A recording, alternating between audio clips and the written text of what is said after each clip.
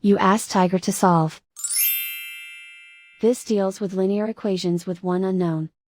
The final result is x equals 13/3. Let's solve it step by step. Group all constants on the right side of the equation. Add 4 to both sides.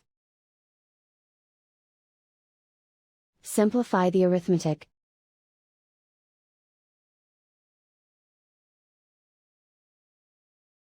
Isolate the x. Divide both sides by -12. Cancel out the negatives. Simplify the fraction. Cancel out the negatives. Find the greatest common factor of the numerator and denominator.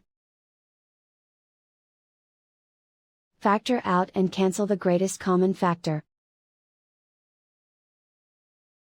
And so the final result is x equals 13/3.